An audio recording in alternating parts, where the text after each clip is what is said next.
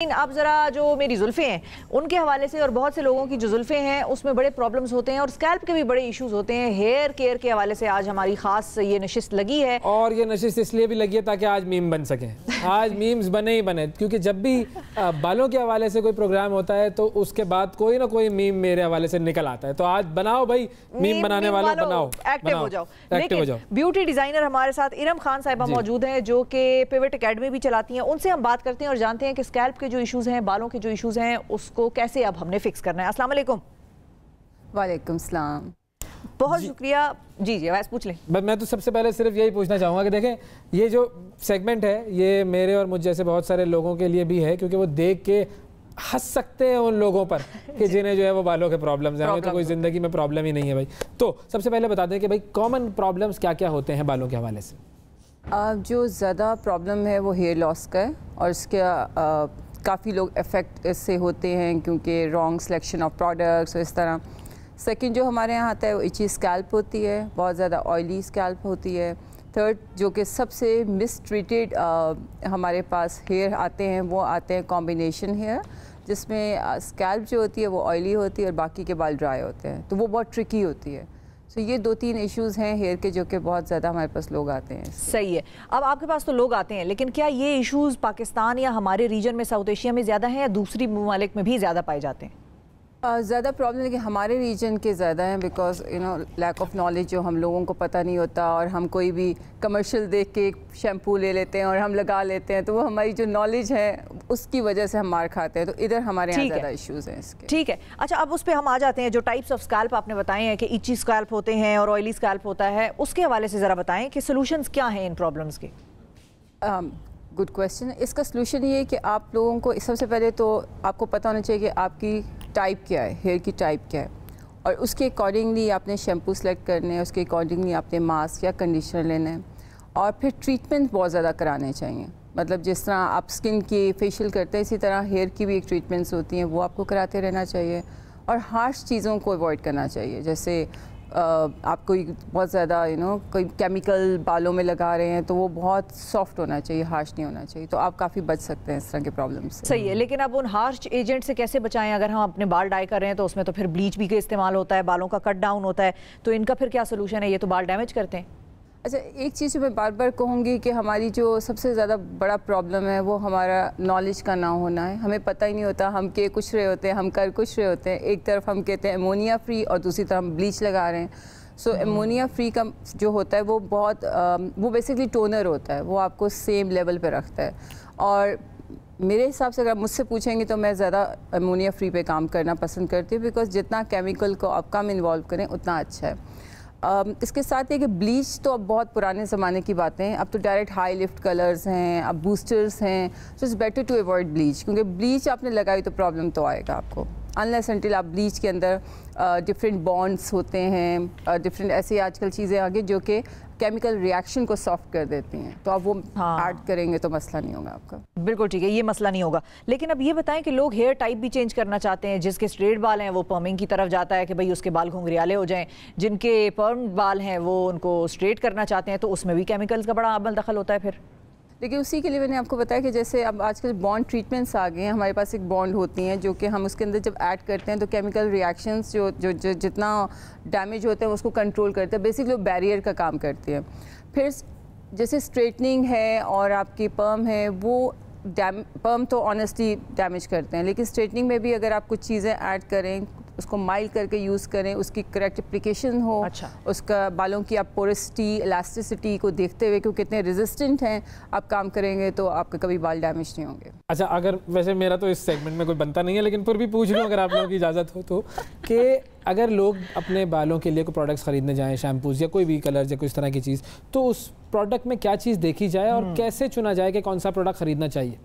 अच्छा, सबसे पहले तो उसको अपने हेयर स्टाइलिस्ट और उसका जो हेयर डिज़ाइनर है उसके ऊपर ट्रस्ट करना चाहिए। और मेरा मशवरा है कि वो ख़ुद ना ख़रीदे, वो उनके पास जाए, उनसे कहे कि मुझे डिज़ाइन करें, I want like good shampoo, मुझे मास्क चाहिए या मेरे बालों के लिए क्या मैं करूं जो मुझे। तो हम लोग तो पूरा इसके ट्रेनिंग्स लेकर बैठे होते हैं, डिफरेंट जगहों में जा के हमने ट्रेनिंग्स ली, तो उनसे एक डिज़ाइन करवाएं और फिर जाकर वो परचेज़ करें। इसलिए अगर आप बाहर जाते हैं तो वो सारी जो इस तरह की ब्यूटी प्रोडक्ट्स होती हैं वो सैलून से मिलती हैं, आप डायरेक्ट नहीं ले सकते हैं किसी भी शॉप से। तो यहाँ और रिटेल की चीज़ें तो अलग होती हैं, लेकिन प्रोफेशनल चीज़ें आपको डिज़ाइनर से लिखवानी पड़ती हैं। अच्छा, अब ये तो बड़े लोग जो अमीर लोग होते हैं वो तो डिज़ाइनर वगैरह के पास चले जाएँ, सैलून चले जाएँ। हम जैसे कॉमन आदमी का भी बताएं कि वो क्या करे, उसे जब कोई प्रोडक्ट खरीदनी हो तो वो कैसे चुने? जी बिल्कुल ऐसे। अब उसमें फिर वही बात आती है, अगर आप बालों के लिए कर रहे हैं तो टाइप ऑफ हेयर आता है, और टाइप ऑफ हेयर पे सबसे पहले आपको पता होना चाहिए आपका हेयर की क्या टाइप है, और उसके अकॉर्डिंगली जब भी आप शैम्पू यूज़ करें, it's better to use sulphate free shampoo, जो कि जिसमें हार्श केमिकल नहीं है और वो सॉफ्ट है, और वो ऐसा अच्छी सल्फेट फ्री शैम्पू ले और कंपनी के ऊपर कभी कंप्रोमाइज़ ना करें, अच्छी ब्रांडेड कंपनी ले जिसमें उसको कंफर्म है कि वो जो उठा रहा है वो ठीक है। सही है। अच्छा, अब हेयर वॉशिंग की भी मुख्तलिफ लोगों की मुख्तलिफ रूटीन्स होती हैं। कुछ लोग सीरम लगाते हैं या ऑयलिंग करने के बाद बाल धोते हैं, शैम्पू करते हैं, फिर उसके बाद कोई मास्क लगाते हैं, कुछ लोग उसमें कंडीशनर का भी इजाफा करते हैं। ये रूटीन क्या होनी चाहिए? अच्छा, एक तो शैम्पू जो है वही बात है जैसे आपने अपना हेयर टाइप के साथ सेलेक्ट किया। अब कंडीशनर और मास्क बड़ा एक इंटरेस्टिंग बात है कि लोग इसमें कोई डिफरेंट नहीं करते, डिफरेंस नहीं समझते कि कंडीशनर भी यूज़ करें, मास्क भी यूज़ करें। सो कंडीशनर जो होता है वो मोस्टली वर्जिन बालों के लिए यूज़ होता है, या जो जिन लोगों के बालों में केमिकल नहीं लगा हुआ। मास्क वो लोग यूज़ करते हैं बालों में जिनके बालों में केमिकल लगा होता है या ओवर ड्राई बाल होते हैं, जिनको बहुत ज़्यादा मॉइस्चर चाहिए होता है। कंडीशनर मास्क दोनों साथ साथ नहीं लगाए जाते हैं, कुछ लोग कहते हैं हम दोनों को मिक्स करके लगाते हैं। सो ये चीज़ें हैं कि आपको एक अच्छा शैम्पू, एक अच्छा मास्क और एक सीरम, ये 3 चीज़ें आपके पास होनी चाहिए। और अगर आप स्टाइलिंग बहुत ज़्यादा करते हैं तो आपके पास हीट प्रोटेक्टिव स्प्रेज या सीरम्स होने चाहिए ताकि आपके बाल हीट से बचें। ठीक है, अब ये बताएं केराटिन और एक्सटेंसो में क्या फ़र्क है? सबसे पहले तो आपको केराटिन का पता होना चाहिए। केराटिन एक्चुअली क्या है?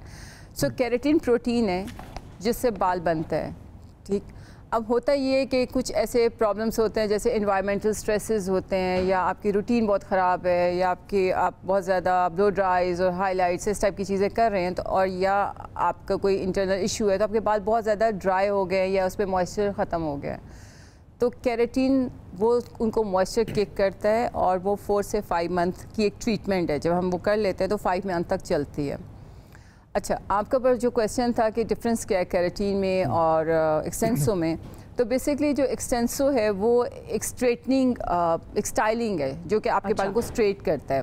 केराटिन एक ट्रीटमेंट है। तो ज़्यादातर लोग क्या करते हैं कि वो ट्रीटमेंट लेने आते हैं और कहते हैं हमारे बाल स्ट्रेट क्यों नहीं हुए, तो वो तो बेसिकली अपने बालों को स्मूथ कर रहे हैं, उसमें मॉइस्चर किक कर रहे हैं, तो बाल स्ट्रेट तो होता है लेकिन 80% स्ट्रेट होता है। कुछ चीज़ें हैं जो कि बहुत ज़्यादा ज़रूरी हैं सबको पता होनी। अगर तो आपकी रूटीन ऐसी है, आपका स्टाइल ऐसा है, आपको रोज़ कहीं ना कहीं जाना होता है, आप जॉब करने वाले हैं या आपका हाउस वाइफ है, आपके पास टाइम नहीं है, देन गो फॉर केराटिन, क्योंकि वो आपके बालों को बहुत अच्छा हर वक्त, जैसे आपके ब्लो ड्राई बाल होते हैं, आपको हर वक्त स्मूथ और स्ट्रेट रखता है, बेहतर स्ट्रेट, 80% स्ट्रेट रखता है, और आपको बहुत ज़्यादा स्टाइलिंग नहीं करनी पड़ती है, और आप 4 से 5 मंथ तक इन चीज़ों से बच जाते हैं। प्लस आपके बाल स्मूथ भी रहते हैं, एक ट्रीटमेंट भी इनको मिल जाता है। तो ये जो स्ट्रेटनिंग है ये पुराने वक्तों की चीज़ें थी, अब का जो ज़माना है वो केराटिन का है। समझ आया, मुझे समझ में आया। जो चीज़ मुझे समझ में आई है केराटिन की, वो ये कि सारी आपने टेक्निकल डेफिनेशंस दे दी। मुझे जो चीज़ समझ में आई वो ये कि बहुत सारे लोग जो चाहते हैं, जिनका हेयर स्टाइल मेरी तरह है, वो अगर चाहते हैं कि उनके बाल आ जाएं तो वो 2-4 डब्बे केराटिन के डाल लें और कुछ ना कुछ मेरे ख्याल में उस पर होगा। और मुझे उस चीज़ की ज़रूरत नहीं है। ये बात मैं पहले भी बहुत मरतबा कह चुका हूँ, आप लोगों को भी समझा चुका हूँ, आवाम को भी समझा चुका हूँ कि इस बात से फ़र्क नहीं पड़ता कि आपके सर के ऊपर क्या है, फ़र्क इस बात से पड़ता है कि आपके सर के अंदर क्या है। ये सबसे इंपॉर्टेंट रूल है। लेकिन फ़र्क पड़ जाएगा ये लोग केराटिन अगर डाल लें दबे तो बस सही हो जाएगा, कुछ ना कुछ अच्छा होगा, सही हो जाएगा, कुछ ना कुछ अच्छा हो जाएगा। जबरदस्त, ठीक है। लेकिन ये बताएं कि अब अगर हम आपसे ज़रा, क्योंकि आप ब्यूटी डिज़ाइनर हैं तो बेसिकली आप डिज़ाइन करती हैं इंसान की शख्सियत को, जो कलर सिलेक्शन होती है या जो हेयर कट सिलेक्शन होती है वो हर एक का या तो फेस कट देख के होगी या उसका कंप्लेक्शन देख के होगी या दोनों चीज़ें देख के होंगी। आप लोगों को चाहिए हेयर कट कटरीना जैसा और हेयर कलर रेहाना जैसा। मतलब ये मुंह और कटरीना की बात, अब आप जो मतलब क्या कहूँ मैं। लेकिन ये जो प्रॉब्लम है, लोगों को ये कैसे समझाएंगी कि आपके फेस कट के हिसाब से ये वाला हेयर कट जो है आप पे बेहतर है और ये वाला हेयर कलर जो है आपके कंप्लेक्शन के हिसाब से बेहतर है। अच्छा, कैटरीना जो बहुत लोगों के लिए प्रॉब्लम है, इस तरह के जो भी आते हैं, अब तो खैर लोगों को पता भी चल गया, उनको वो एजुकेट हो रहे हैं कि हर एक का अपना एक लाइफ स्टाइल है और ये जो पहले वक्त में होता था कि ट्रेंड्स क्या हैं, ओके शॉर्ट हेयर ट्रेंड है, लॉन्ग हेयर ट्रेंड है, नहीं ये अब आप खुद ही एक ट्रेंड है, आप खुद एक चलते फिरते ट्रेंड है। जो चीज़ आपको कंफर्टेबल कर रही है, जिसको आप इंजॉय कर रहे हैं, जिसमें आप अच्छा फील कर रहे हैं, वही ट्रेंड है, आपके लिए वही ट्रेंड है।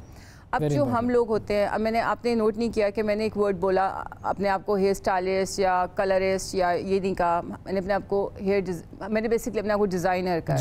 सो डिज़ाइनर क्या होते हैं कि जो, और जिस वक्त हम एक एकेडमी भी चला रहे हैं जिसका नाम पिवट पॉइंट है, ब्यूटी एकेडमी है, वो हम लोग क्या करते हैं कि आपको पूरा ट्रेन करते हैं। और ख़ुद मैंने भी जाके यूरोप से और अमेरिका से इस चीज़ की ट्रेनिंग्स ली कि आपकी पर्सनालिटी, आपका लाइफस्टाइल, आपका बॉडी स्ट्रक्चर, आपका फेस कट, आपकी आंखों का कलर के साथ कौन सा हेयर कलर जाना चाहिए, हम कौन सा कलर डिज़ाइन करें और कौन सा हेयर स्टाइल जाना चाहिए, बड़ा इंपॉर्टेंट है वाकई। ये बड़ी अहम बात है कि वो जो डिज़ाइनर होता है, जो क्रिएटिव पर्सन होता है, वो बता सकता है कि क्या चीज़ आपके लिए बेहतर है। बिल्कुल, तो बहुत शुक्रिया अदा करेंगे इरम खान, आपने वक्त निकाला और आगे आपके साथ वक्तन फ़वक्तन हम सेशंस लगाते रहेंगे लोगों के लिए, और लड़कियों के लिए और लड़कों के लिए, दोनों के लिए, क्योंकि आप डिज़ाइनर हैं।